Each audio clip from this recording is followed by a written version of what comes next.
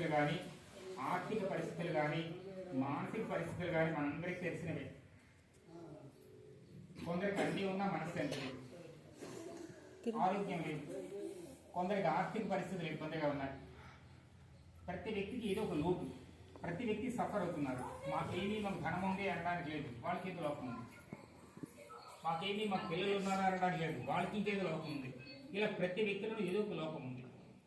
ఈ లోటుపాట్లని, ఈ సమస్యలని దృష్టిలో పెట్టుకుంటూ దేవతలు ఋషులు అందరూ కలిసి త్రిమూర్తుల దగ్గరికి వెళ్ళారు. వస్తున్నది కలియుగము. ఈ కలియుగంలో అంటే దేవుడి కనుక ఆశీర్వాదం ఉంటేనే మనం జీవితంలో సుఖపడగలం, అభివృద్ధి సాధించగలుగుతాం. ఆరోగ్యాలు కానీ, ఐశ్వర్యాలు కానీ, పదవులు కానీ, చదువులు కానీ, ఉన్నత స్థితి కానీ రావాలంటే భగవంతుని ఆశీర్వాదం ఉండాలి. మరి అలాంటి పొందడానికి తపస్సులు చేయాలి. ఒకప్పుడు రావణాసుడు తపస్సు చేశాడు, హిరణ్యకశిపుడు తపస్సు చేశాడు, భక్తి విక్రమార్కులు తపస్సు చేశారు. అయితే ఈ కలియుగ జీవులు తపస్సు చేయలేరు, ఆరోగ్యాలు సహకరించవు, అందరూ బిజీ షెడ్యూల్. కొందరు వ్యాపారాలు చేయాలి, ఆడవాళ్ళు కూడా ఇప్పుడు వ్యాపారాలు చేస్తున్నారు, ఉద్యోగాలు చేస్తున్నారు. కాబట్టి కలియుగంలో తపస్సు చేసే అవకాశమే లేదు. మరి కలియుగ జీవులు తరించాలి, అంతేకాదు సుఖపడాలి. పూర్వ యుగాల్లో ఉన్న వాళ్ళ ఎవరు కష్టపడలేదు. ఇప్పుడు మీ తాతలు ముత్తాతలు కష్టపడేటట్లుగా, ఇంతకు మీ నాన్నగారు కష్టపడేట్లు మీరు కష్టపడలేదు, మన తండ్రులు కష్టపడినట్లుగా మనం కష్టపడలేము. కాబట్టి సుఖపడుతూ సంపాదించాలి, సుఖపడుతూ శాంతిగా ఉండాలి, ఏమాత్రం కష్టం లేకుండా హ్యాపీగా ఉండాలి. ఇది ఈనాటి మనిషిగా ఆలోచన. ఇదంతా ఒకప్పుడు ఋషులు చెప్పారు త్రిమూర్తులతో. ఇలా చెయ్యాలంటే ఏం చేయాలి? మా దగ్గర అయితే ఆసక్తి లేదు. బ్రహ్మదేవుడు, విష్ణువు, శివుడు అందరూ చెప్పేశారన్నమాట. కూర్చొని సుఖపడాలంటే మేము ఆశీర్వదిస్తే అయ్యే పనే కాదు, కష్టపడితే మేము ఎదిరిస్తాం, లేకపోతే ఇవ్వలేము. ఇప్పుడు ఏం చేయాలి? ఎవరు వస్తే ఏ దేవత ఈ కలియుగ జీవులు ఉద్ధరించగలదు అని అంటే అందులో కలిసి జగన్మాత లలితాదేవి చూపించారన్నమాట. ఆమె ఒక్క కనుచూపు మేర కొంచెం పడితే చాలు, క్రీగంటి చూపు పడితే చాలు కోటీశ్వరుడు అయిపోతాడు. క్రీగంటి చూపు పడితే చాలు విద్యావంతుడు అయిపోతాడు. అదే కాళిదాస్కి అసలు ఏమీ తెలియదు, పరమ మూర్ఖుడు, తాను కూర్చొని కొమ్మని తాను కొట్టుకుంటుంటాడు. అలాంటి కాళిదాసు మహాకవి అయ్యాడు. అది ఎలా అంటే అమ్మవారి అనుగ్రహంతో, కేవలం ఐం బీజాక్షరం, తన నాలుగు మీద రాసిన ఐం బీజాక్షరంలో కాళిదాసు అంతటి కవి అయ్యాడు. మరి ఇక్కడ అమ్మవారికి ఐం, హ్రీం, శ్రీం అని 3 బీజాక్షరాలు చెప్పబడుతుంటాయి. మహాలక్ష్మి, మహాసరస్వతి, మహాకాళి బీజాక్షరాలు చెప్పబడతాయి. కాబట్టి ఈ 3 శక్తులు కలిసిన శక్తిలో కావాలి. ఇది ఒక్కొక్కటైతే పనిచేయదు. సరస్వతి విద్య మాత్రం ఇస్తుంది, ఐశ్వర్యం ఇవ్వలేదు. లక్ష్మి ఐశ్వర్యం ఇస్తుంది, విద్యను ఇవ్వలేదు. కాళీ శక్తిని ఇస్తుంది, పార్వతి శక్తిని ఇస్తుంది, కానీ ఆ విద్యను ఇవ్వలేదు, ఐశ్వర్యం ఇవ్వలేదు. ఈ 3 కలిసిన శక్తి కావాలి. అది ఎవరంటే లలిత. నేను చేస్తున్నానని చెప్పలేదమ్మా, ప్లీజ్. కావాలంటే మీరు శాస్త్రాల్లో చూడొచ్చు. ఒక్కొక్క వ్యక్తి ఒక్కొక్కటి ఇవ్వగలుగుతారు, అన్ని ఇవ్వలేరు. కాబట్టి అన్ని ఇచ్చే దేవత ఎవరు ఈ కలియుగంలో? ఎందుకంటే ఒక్కొక్క దానికి ఒక్కొక్క ఉపాసన చేయాలంటే అసలు జీవితమే సరిపోదు, టైమే లేదు ఎవరికి, ఫుల్ బిజీ షెడ్యూల్. మా చిన్నతనానికి ఈనాటికి చాలా తేడా వస్తుంది అనమాట. అప్పుడు దంచుకోవడము, విసడి ఇవన్నీ చేస్తూ కూడా రాత్రికి ఏదో సమయం ఖాళీగా ఉండేది. వాళ్ళకి వీళ్ళ పురాణాలు, కాలక్షేపాల దగ్గరికి వెళ్ళేవాళ్ళు. ఇప్పుడు మన అన్ని మిషన్లు ఉన్నాయి, మొబైల్ వచ్చేసింది. వాటి ప్లేస్ రికవర్ చేయడానికి టైం పర్వాలేదు, మీకు ఇవ్వదు అసలు. ఒక్క నిమిషం మీకు ఖాళీ ఇవ్వమంటే ఇవ్వదు మొబైల్. పిల్లలు చూడడానికి టైం లేదు, ఏ పని చేయడానికి కూడా టైం చాలు, సెల్ల చూడడానికి కూడా టైం సరిపోతుంది. అయితే ఈ కలియుగంలో మనం అందరూ హ్యాపీగా ఉండాలి, మన ప్రాబ్లం సాల్వ్ అవ్వాలి అంటే ఏం చేయాలి అని అంటే లలితాదేవిని చూపించారు. అంటే ఆమె ఎలా అనుగ్రహిస్తారు అంటే ఆమె కూడా చెప్పింది, వసిన్యాది వాగ్దాలతో చెప్పింది అనమాట. నన్ను ఎలా ఉపాసించాలో, నన్ను ఎలా పిలవాలో ఎవరికి తెలియదు. ఎలా పిలిస్తే విని వెంటనే వాళ్ళ కష్టాలు తీరిపోతాయి. అమ్మవారి ప్రసన్నత అంటే అర్థం ఏంటంటే మన కష్టాలు తీరడం. ఫస్ట్ ఆఫ్ ఆల్ మన ప్రాబ్లం సాల్వ్ అవ్వాలి, మన పెయిన్ రిలీవ్ అవ్వాలి, మనం ఉన్న స్థాయి నుండి ఉన్నత స్థాయికి ఎదగాలి, 10 మందికి పెట్టే స్థాయికి రావాలి అని అంటే లలితాదేవి మాత్రమే ఎలా చేయగలుగుతుంది అని అంటే ఆ వసిన్యాది వాగ్దావతాల ద్వారా అమ్మవారు రాయించారు సహస్రనామాలు. ఇది ఋషులు చేసిన కూర్పు కాదు, వశిష్ఠాది ఋషులు చేసిన కూర్పు కాదు. లలితా సహస్రనామాలు వసిన్యాది వాగ్దావతాలు చేశారు. కాబట్టి ఈ సహస్రనామాలు ఎవరైతే పఠిస్తారో వాళ్ళకి వైభవం వస్తుంది, ఇది చెప్పబడింది. అయితే ఈవేళ అమ్మవారి జయంతి ఏంటి, ఈమె పుట్టుకలేని తల్లి, ఈమెకి ఎలా పుట్టుగా అని అంటే చాలా మంది ఇక్కడ మనుషులు ఏంటంటే సుఖాదులు అసలు ఉన్నారు కలియుగ జీవులు. సుఖం కావాలి, వైభవం కావాలి, పదవులు కావాలి. ఈ విధంగా వాటివై పరుగులు పెడుతున్నారు. వీటిని పరుగులు పెడుతూ ఆరోగ్యాన్ని అలక్ష్యం చేస్తారు చాలా మంది. పదవిని దృష్టిలో పెట్టుకుంటూ, చదువుని దృష్టిలో పెట్టుకుంటూ ఆరోగ్యం వెనకబడిపోతుంది. జీవితాంతం సంపాదించడానికి కష్టపడి బాగా డబ్బు వచ్చిన తర్వాత హాస్పిటల్లో చేరుకోవాల్సి వస్తుంది. లతా మంగేష్కర్ లాంటి పరిస్థితులు చాలా మందికి అనమాట. కోట్లు కోట్లు కూడబెట్టింది, చివరికి ఇది కడుపు నిండా తినడానికి వీలు లేదు, 4 మాత్రలు తినాలి రోజుకి.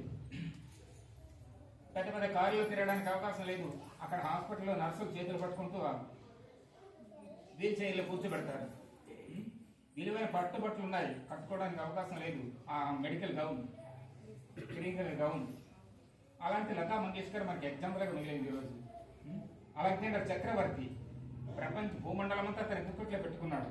చివరికి వెళ్ళేటప్పుడు నేనేం తీసుకెళ్ళట్లేదని చెప్పి శవపేటిక నుండి చేతులు బయటకు ఉంచమని చెప్పి, ఇది ఎందుకంటే ఇంత సంపాదించాను, భూమండలం అంతా నా కంట్రోల్ ఉంది, కానీ పోయేటప్పుడు ఒక చిల్లగా నాకు రాలేదు, ఎంటీగా వచ్చాను, ఎంటీగా వెళుతున్నాను చెప్తాను. కాబట్టి ఇవన్నీ మనకు తెలిసినప్పుడు కూడా కలియుగంలో మనం అదే అంగీకరించలేము. మనం ఎదగాలి, మనం బాగుండాలి, ఇంకా బాగుండాలి, నిన్నటికంటే నేడు, నేటికంటే రేపు ఇంకా బాగుండాలి అంటే ఏమి చేయాలి అంటే దానికి శివుడు ఏం చెప్పాడు, 64 తంత్రాలు, అమ్మవారికి సంబంధించి 64 తంత్రాలు ప్రవేశపెడతారు. లక్ష్మీ తంత్రం ఎగ్జాంపుల్ చెప్తున్నాను. తంత్రం అని అంటే అదేదో కుతంత్రం కాదు. కుతంత్రం అంటే ఎందుకు పోవాలని చెప్పేది. తంత్రం అనేది బాగుపడదు. మీ రామాలయము, విష్ణువాలయం ఇవన్నీ తంత్రాలే. తంత్రం అంటే వ్యాపకంగా ఇప్పుడు నైవేద్యాలు పెట్టాము, పువ్వులు పూసేస్తాము, కుంకుమార్తె చేసి అంతా తంత్రమే. అయితే 64 తంత్రాలు ప్రవేశపెట్టాడు. అందులో లక్ష్మీ తంత్రం మీకు చెప్తున్నాను. ఈ లక్ష్మీ తంత్రం ఏంటంటే ఆటోమేటిక్గా ధనాకర్షణ చేస్తారు. మనీ ఫ్లో వచ్చి పడుతుంది మీ ఇంట్లో, మీకు తెలియదు. అది కనుక ఆ తంత్రాన్ని మీరు ఫాలో అయితే, అది మీరు యాక్సెస్ చేయగలిగితే అటు మనీ ఫ్లో వస్తుంటుంది అనమాట. మీకు తెలియకుండానే మీరు పెట్టి నిండుతుంటారు. మీ వ్యాపారం మీరు ఏం అడ్వర్టైజ్మెంట్లు ఇవ్వనక్కర్లేదు, ఆటోమేటిక్ సైన్ అయిపోతుంది. ఎక్కడ మారుమూల చిన్న పాకలో పెట్టుకోండి మీ షాపు, పిచ్చిగా జనాలు వస్తారు మీ షాపు. ఇది లక్ష్మీ తంత్రం. ఇలాంటివి 64 తంత్రాలు చెప్పారు. ఇవన్నీ కూడా భ్రమంలో పడేస్తున్నాయి. మళ్ళీ మోక్షమే పోవాలి. విద్యను ఇచ్చేస్తాయి, జ్ఞానం ఇస్తాయి, రకరకాల ప్రపంచ జ్ఞానం అంతా వస్తుంది, ఐశ్వర్యం వస్తుంది, అన్నీ వస్తాయి, కానీ మోక్షం రాదు. అయితే ఏం చేయాలి? అమ్మవారు చూసిందనమాట. అయ్యో నా బిడ్డలందరూ ఇలా అందులో పడిపోయి నశించిపోతున్నారు. మళ్ళీ పుట్టడం, మళ్ళీ చావడం, ధనం కోసం సంపాదిస్తాడు, జీవితాంతా కష్టపడతాడు, కోట్లు కూడబెడతాడు, ఏమీ తీసుకెళ్ళకుండా వెళ్ళిపోతాడు. మళ్ళీ పుట్టేటప్పుడు కార్యక్రమం అంతే కదా. మనం వచ్చేటప్పుడు పైసా తెచ్చామా, కానీ పుట్టే సంపాదించుకున్నాం, వెళ్ళిపోయేటప్పుడు తీసుకెళ్తున్నామా లేదు. మరి అక్కడికి పనికి వచ్చేటప్పుడు ఏమన్నా మనం దాచుకోవాలి కదా. నెక్స్ట్ బట్ మీరు క్యాంప్ వెళ్తే క్యాష్ పట్టుకుని వెళ్తారు కదా ఖర్చు పెట్టడానికి. మరి అలాంటి మరో జన్మ పెడుతున్నాము, వెళ్ళేందుకు మనం సంపాదించలేదే, ఏం తీసుకెళ్ళట్లేదే. ఏ బ్యాంకులో అంటే ఈవెన్ స్విస్ బ్యాంక్ అనుకోండి, అక్కడ కూడా పనికిరాదు. ఎక్స్చేంజ్ బ్యాంకు అక్కడ లేదు, ఎక్కడో మరొక దగ్గర జన్మ తీసుకుంటావు కాబట్టి అక్కడికి నీకు కావాల్సిన ధనం నీ వెంట రాదు. అది ఏం చేస్తుంది అని అంటే అమ్మవారు అంటుంది, కలియుగంలో భోగము కావాలి, మోక్షము కావాలి. మిగతా 64 తంత్రాలు ఉన్నవాళ్ళు మాయలో పడిపోయి అలా నశించిపోతున్నారు, మళ్ళీ సంపాదిస్తున్నారు, మళ్ళీ పుడుతున్నారు, మళ్ళీ కష్టపడుతుంది, జీవితంతా కష్టపడాలి, జన్మజన్మది. అలా కష్టం లేకుండా ఒక్కసారి నా అనుగ్రహాన్ని పొందితే వాడికి ఇంకా జన్మ ఉండదు. ఒకవేళ జన్మ తీసుకున్నాం, ఐశ్వర్యానికి కానీ, ఆరోగ్యానికి కానీ, మనశ్శాంతికి కానీ, దేనికి ఎక్కడ ఎవరికి ఏ రోజు లేకుండా చూసుకుంటారు అని అంటూ శ్రీ విద్యా తంత్రాన్ని ప్రవేశపెట్టింది.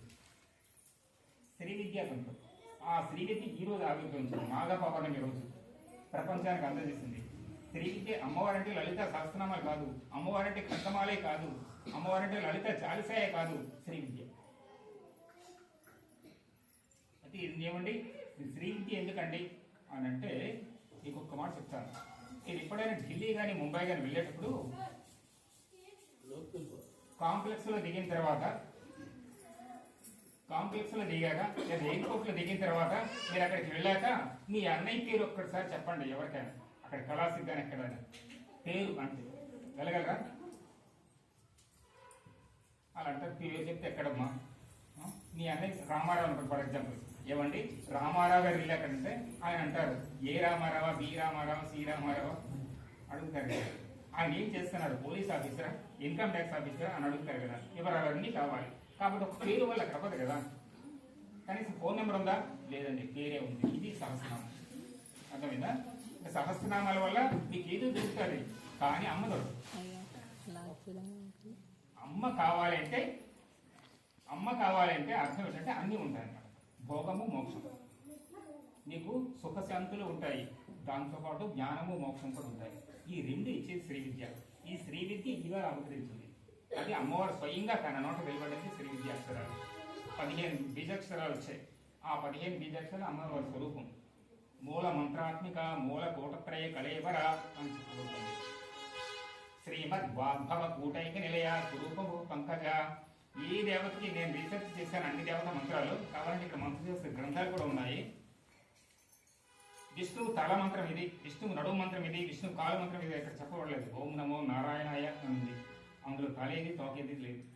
ఓం నమ శివాయ అందులో ఏది లేదు. కానీ అమ్మవారికి మాత్రం కంఠం వరకు ఒక అంటే మంత్రంలో ఒక భాగం, అలాగే కంఠం నుండి నడుము వరకు భాగం, నడుము నుండి పాదాల వరకు భాగం. స్వయంగా అమ్మ స్వరూపమే శ్రీ విద్య. ఆ శ్రీ విద్య ఆవిర్భవించిన రోజు ఈ రోజు. కాబట్టి లలితా జయంతిగా మన పెద్దలు పేర్కొన్నారు.